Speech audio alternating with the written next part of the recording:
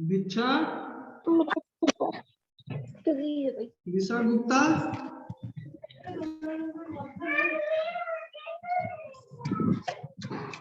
दिशा, आवाज नहीं आ रही क्या बेटा?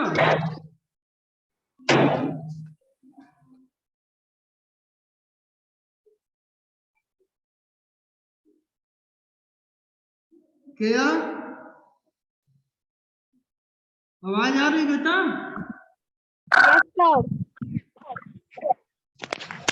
राशि, यस सर। आवाज नहीं आ रही क्या बेटा? सर आ रही है, इट्स क्लियर।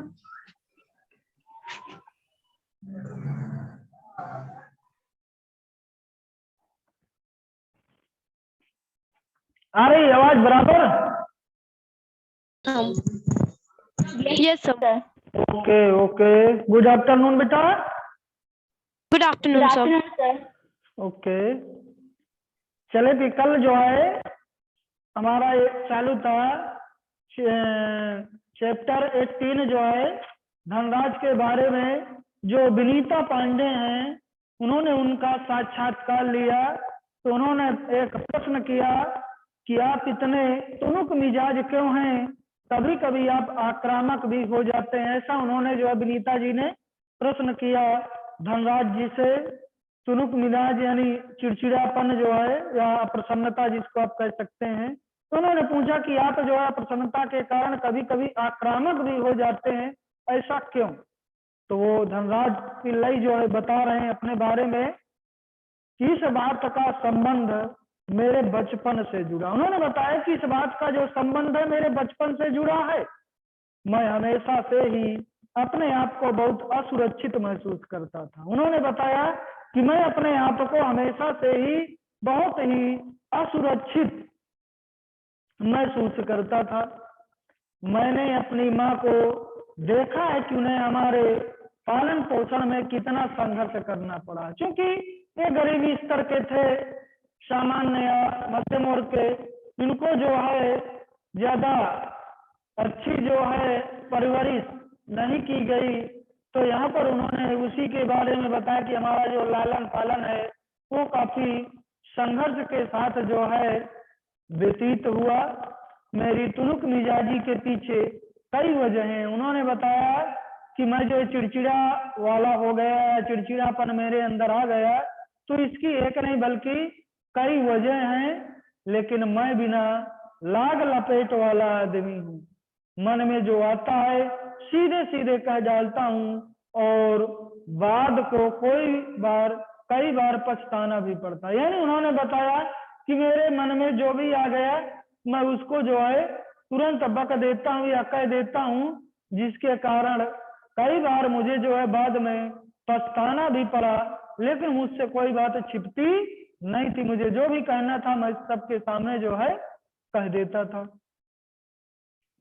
मुझसे अपना गुस्सा रोका नहीं जाता, दूसरे लोगों को भी मुझे उकसाने में मजा आता। उन्होंने बताया कि मेरा जो गुस्सा है मुझसे कहीं कहीं ऐसे मौके पर जो है रोका नहीं जाता। और दूसरा चीज उन्होंने बताया कि दूसरे लोगों को भी मुझे उकसाने में मजा आता। यानी दूसरे लोगों को जो है उकसाने में मुझे जो है काफी मजा आता था, या उनसे जो है बातें पूछने पर, उनको चिढ़ाने पर जो है मुझे काफी मजा आता था। मुझे जिंदगी में हर छोटी बड़ी चीज के लिए जूझना पड़ा, जिससे मैं चिड़चिड़ा हो गया हूँ। आपने अक्सर देखा होगा कि जैसे आपकी कोई जरूरतें हों और वो जरूरतें जो है समय से पूरी ना हो तो आपके अंदर क्या हो जाता है, चिड़चिड़ापन आ जाता है। इसी प्रकार ये भी मध्यम वर्ग के थे, गरीब थे, इनके भी सारे कार्य जो है नहीं हो पाते थे। अब इन्होंने बताया कि मेरे अंदर भी जो है चिड़चिड़ापन आ गया और जिससे मैं जो है अत्यधिक अब उस पर भावुक हो जाता हूँ, या साथ ही साथ में बहुत भावुक इंसान भी हूँ। अर्थात अपने आप जो है किसी को यदि मैं रोना देख लूं तो मुझे भी रोना आ जाता है, किसी को हंसना देख लूं तो मुझे भी हंसी आ जाती है। इस प्रकार से मैं भी जो है जैसी स्थिति देखता हूँ उसी प्रकार से मैं जो है उन्हीं के समान जो है भावुक हो जाता हूँ, ऐसा उन्होंने कहा। आगे बता रहे हैं अपने बारे में कि मैं किसी को तकलीफ में नहीं देख सकता, यानी यहाँ पर भावुक वाली बात आई कि मैं किसी भी व्यक्ति को तकलीफ में नहीं देख सकता। यदि मैंने किसी व्यक्ति को देखा तो अपने आप मुझे भी जो है तकलीफ होने लगती है। मैं अपने दोस्तों और अपने परिवार की बहुत कद्र करता हूँ। उन्होंने बताया कि अपने दोस्तों और अपने परिवार की मैं जो है बहुत कद्र करता हूँ, इज्जत करता हूँ। मुझे अपनी गलतियों के लिए माफी मांगने में कोई शर्म महसूस नहीं होती। मुझे जो है जहां पर मैंने गलती की है वहां पर यदि मुझे किसी व्यक्ति से माफी मांगना पड़े तो उस पर मुझे जो है किसी प्रकार की कोई शर्म जो है नहीं होती, ऐसा उन्होंने जो है कहा। राशि आवाज नहीं आ रही क्या बेटा? सर आ रही है। Okay okay. तो ऐसा उन्होंने बताया कि मैं किसी को तकलीफ में जो है नहीं देखना चाहता। मैं अपने दोस्तों और अपने परिवार की बहुत कद्र करता हूँ। मुझे अपनी गलतियों के लिए माफी मांगने में कोई शर्म महसूस नहीं होती, यानी यदि मैं गलती किया हूँ या काफी समय पहले किया है, मुझे याद भी नहीं है, तब भी यदि मुझसे कोई कहता है कि आप जो है माफी मांग लीजिए तो उस पर मुझे जो है किसी प्रकार की कोई दिक्कत जो है नहीं होती है या किसी प्रकार की कोई शर्म आदि जो है मुझे महसूस नहीं होती है। जहां पर मैंने गलती किया वहां पर जो है माफी मांगने पर। फिर विनीता जी ने एक प्रश्न किया कि आपके परिवार की आपके लिए क्या अहमियत है, यानी आप जहां इस ऊंचाई पर पहुंचे उसके पीछे आपकी परिवार की क्या अहमियत है, क्या उन्होंने भूमिका का निर्वाह किया। तब ये बता रहे हैं धनराज कि सबसे अधिक प्रेरणा मुझे अपनी माँ से मिली। उन्होंने हम सब भाई बहनों में अच्छे संस्कार डालने की कोशिश की, यानी उन्होंने बताया कि सबसे अधिक प्रेरणा जो है मुझे अपनी माँ से मिली है। उन्होंने हम सब भाई बहनों में अच्छे संस्कार डालने की कोशिश किया, यानी उन्होंने हमारे ऊपर यदि अच्छे संस्कार न डाले होते तो आज हम ऐसी ऊंचाई पर जो है न पहुंच पाते या हमारे अंदर गरिमा आदि की अहंकार आदि की भावना होती। लेकिन उन्होंने मेरे ऊपर जो है या हम सभी भाई बहनों के ऊपर जो अच्छे संस्कार डाला, जिसके कारण हम आज जो है इस स्तर पर पहुंच गए। आगे कह रहे हैं कि मैं उनके सबसे नजदीक हूँ। मैं चाहे भारत में रहूं या विदेश में, रोज रात में सोने से पहले माँ से जरूर बात करता। उन्होंने बताया बहुत बड़ी बात, आज भी आप देखते हैं कि कुछ ऐसे बच्चे होते हैं जो सोने से पहले अपनी माँ का हाल चाल या अपने पिता का हाल चाल जो है अवश्य लेते हैं। तो यहाँ पर भी इन्होंने बहुत बड़ी बात बताई कि मैं भी ऐसा हूँ, मैं चाहे विदेश में रहूं या अपने देश भारत में रहूं, लेकिन मैं प्रतिदिन जो है शाम को समय जो है जब मुझे अपनी माँ की याद आती है तो मैं जो है उनसे बात जरूर करता हूँ। अर्थात चाहे यहाँ रहूं और चाहे विदेश में रहूं, ऐसा नहीं है कि किसी दिन मिस हो जाए। मैं प्रतिदिन जो है उनसे जब मुझे याद आती है तो शाम को मैं उनसे जो है बात अवश्य करता हूँ या जरूर करता हूँ, ऐसा उन्होंने बताया। मेरी माँ ने मुझे अपनी प्रसिद्धि को विनम्रता के साथ संभालने की सीख दी है। मेरी सबसे बड़ी भाभी कविता भी मेरे लिए माँ की तरह है और वो भी मेरे लिए प्रेरणा स्रोत रही है। और यहाँ पर उन्होंने बताया कि मेरी माँ जो है मेरे लिए प्रेरणा स्रोत तो थी ही, अर्थात उन्होंने मुझे जो है काफी सिखाया या उनसे मुझको जो है काफी सीख मिली। उसके बावजूद मेरी जो सबसे बड़ी भाभी है वो भी मेरे लिए प्रेरणा स्रोत रही, यानी उनसे भी हमने जो है कुछ ना कुछ जो है सीखा है या सीखने का प्रयास जो है किए हैं। तो वो भी मेरे लिए जो है प्रेरणा स्रोत बनी या मेरा मार्गदर्शन करने वाली बनी। उन्हीं की वजह से आज मैं जो है ऐसे उच्च शिखर पर जो है पहुंच गया हूं, ऐसा उन्होंने बताया। फिर विनीता जी ने एक और प्रश्न किया कि आपने सबसे पहले कृत्रिम घास यानी एस्ट्रोटर्फ पर हॉकी कब खेली? अब यहाँ पर उन्होंने बताया कि जो कृत्रिम घास है, कृत्रिम माने होता बनावटी, एक तो जो है प्राकृतिक घास होती है जो आप देखते ही है सभी जगह उगती है, और दूसरी होती है कृत्रिम, कृत्रिम यानी बनावटी, जिसको हम जो है अब प्रकृति में अपने आप नहीं उगती बल्कि हमें जो है उसको लगाना पड़ता, उसकी सेवा करना पड़ता, उसको कहते हैं कृत्रिम। तो विनीता जी ने फिर से एक प्रश्न उनसे किया कि आप ये बताओ कि हॉकी का जो ये खेल है ये कृत्रिम घास पर आपने जो है सबसे पहले कब खेली, यानी जब आप कृत्रिम घास पर सर्वप्रथम इस हॉकी के खेल को खेला उस समय आपको क्या महसूस हुआ, उसके बारे में उन्होंने जो है प्रश्न किया। तो धनराज जो है बता रहे हैं कि मैंने सबसे पहले कृत्रिम घास तब देखी जब राष्ट्रीय खेलों यानी नेशनल में भाग लेने सन 1988 में नई दिल्ली आया। उन्होंने बताया कि जब मैं 1988 ईस्वी में नई दिल्ली में प्रथम खेल खेलने के लिए या प्रथम राष्ट्रीय खेल खेलने के लिए भाग लिया तभी मैंने कृत्रिम घास देखा या कृत्रिम घास पर खेलना जो है महसूस किया, ऐसा उन्होंने बताया कि 1988 ईस्वी में मैंने जो है प्रथम बार वो कृत्रिम घास पर जो है खेल खेला।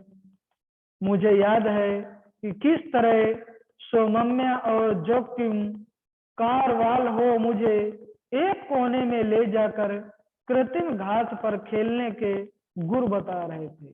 उन्होंने बताया कि मुझे आज भी याद है कि उस समय सोमम्या और जोकिम दो जो खिलाड़ी हैं सीनियर थे, उन्होंने मुझे एक कोने में ले जा करके जो बनावटी घास है उस पर खेलने के जो गुर है वो गुर बता रहे थे। गुर यानी तरकीब, उस समय कृत्रिम घास पर खेलने के जो तरकीब हैं उन तरकीबों को वो जो है हमें बता रहे थे या हमें जो है सिखा रहे थे कि ऐसे जो है खेला जाता है कृत्रिम घास पर खेल। और जब वे बताने में लगे हुए थे मैं झुक झुक कर उस मैदान को छू रहा था। जब वो मुझको बता रहे थे या उस समय मेरा मार्गदर्शन कर रहे थे तो मैं क्या कर रहा था, उन्होंने बताया कि मैं उस जो कृत्रिम घास है उस कृत्रिम घास को झुक झुक करके और उस मैदान को झुक झुक करके मैं छू रहा था, स्पर्श कर रहा था, देख रहा था कि बनावटी घास कैसी है, उसी घास के सरीखे है या उससे अलग है, ऐसा उन्होंने जो है महसूस किया छू छू करके उस घास को उस मैदान में।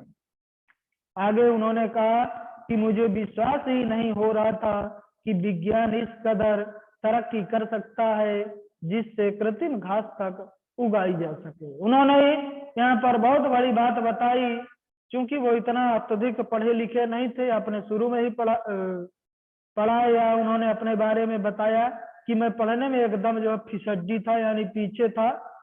तो यहाँ पर उन्होंने वही बात बताई कि मुझे जो है अत्यधिक ज्ञान नहीं था, तो मुझे ये आभास नहीं हो रहा था कि हमारा जो विज्ञान है ये विज्ञान कहाँ से कहाँ पहुंच जाएगा, अर्थात कृत्रिम घास भी ये बना सकता है या कृत्रिम घास भी हमारे देश में उगाई जा सकती है और उस पर जो है खेल खेला जा सकता है।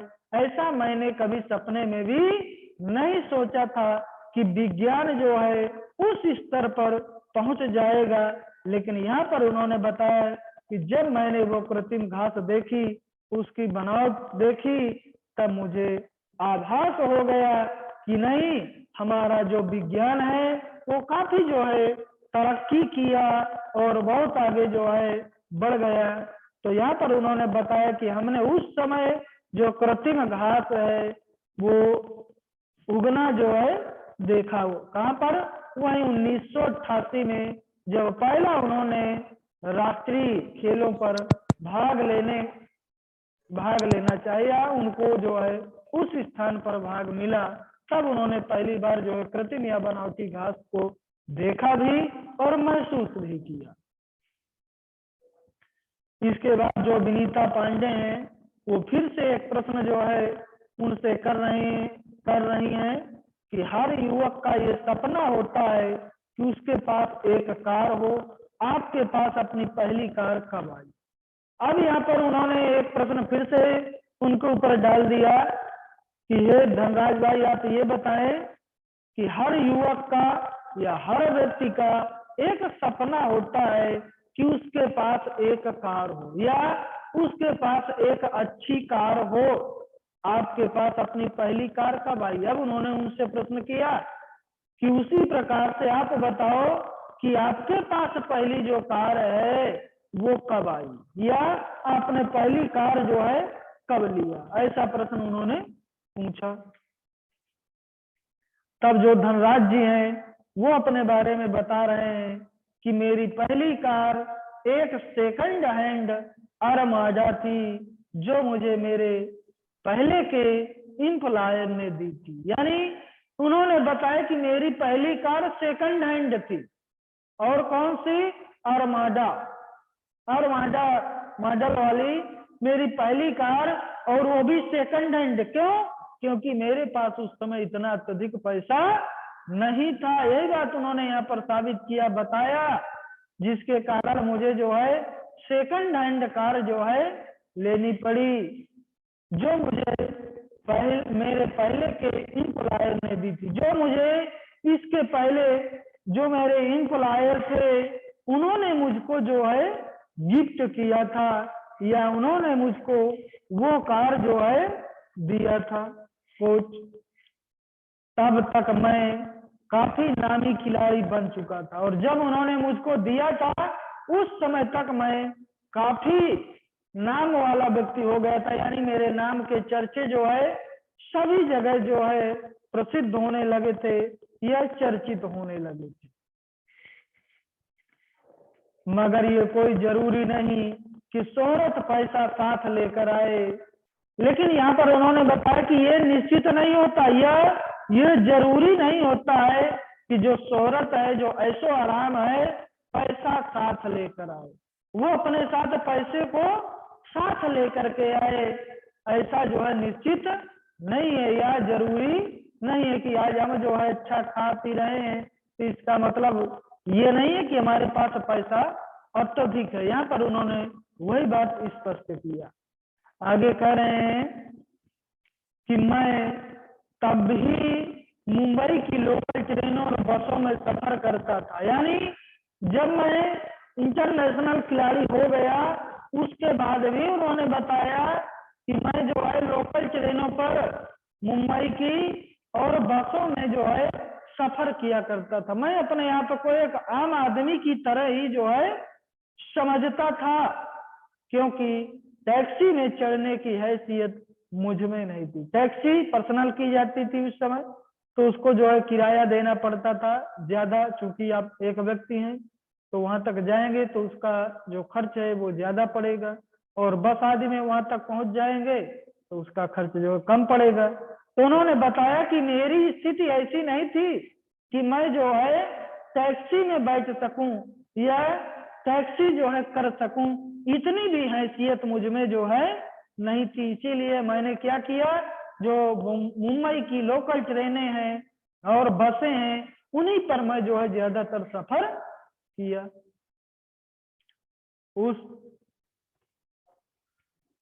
मुझे याद है एक बार किसी फोटोग्राफर ने एक भीड़ से भरे रेलवे स्टेशन पर मेरी तस्वीर खींचकर अगली सुबह अखबार में ये खबर छाप दी कि हॉकी का सितारा पिल्लई अभी भी मुंबई की लोकल ट्रेनों में सफर करता है।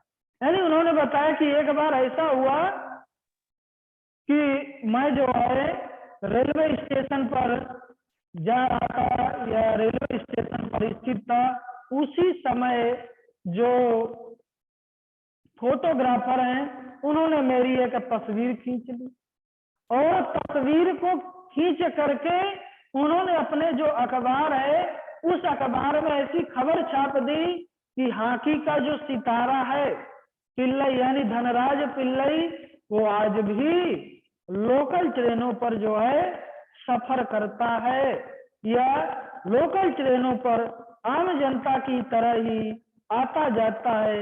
ऐसा उन्होंने क्या कर दिया, छाप दिया। या अपने अखबार में ऐसा उन्होंने लिखा कर दिया। क्योंकि आज भी आप देखते हैं कि जो अखबार वाले होते हैं, मीडिया वाले होते हैं, वो छोटी सी बात को जो है बहुत ही अत्यधिक बढ़ा चढ़ा करके वर्णन कर देते हैं। और यहाँ पर इनके साथ भी वैसा ही हुआ। उन्होंने जब सफर किया उस समय उन्होंने उसका बढ़ा चढ़ा करके वर्णन करके लिख दिया कि बताइए हाकी का जो सितारा है धनराज पिल्लई, वो आज भी जो है मुंबई की लोकल ट्रेनों पर सफर करता है। ऐसा उन्होंने छाप दिया। उस दिन मैंने महसूस किया कि मैं एक मशहूर चेहरा बन चुका हूं और मुझे लोकल ट्रेनों में सफर करने से बचना चाहिए। तो जब उन्होंने ऐसा छाप दिया अपने अखबार पर, तो इनको जो है देखना पड़ा, और देख करके इन्होंने वो महसूस किया कि अब मैं जो है बदल गया हूँ या सभी जगह विख्यात हो गया हूँ, इसलिए अब मेरा जो ये लोकल ट्रेनों वाला सफर है इसको मुझे बंद कर देना चाहिए। और ऐसा उन्होंने अपने अंदर जो है महसूस किए कि अब मुझे जो है आम आदमी से बचना भी चाहिए, और लोकल ट्रेनों, लोकल बसों आदि पर जो है जो सफर मैं आज तक करता आ रहा था, उस सफर को भी मुझे जो है रोक देना चाहिए। अब बेटा यहीं तक जो है आप निशान लगा लीजिए, बाकी जो है अगले दिन यानी मंडे को इसको पूरा किया जाएगा, क्योंकि आज पूरा हो नहीं सकता। ठीक है बेटा? Yes, sir.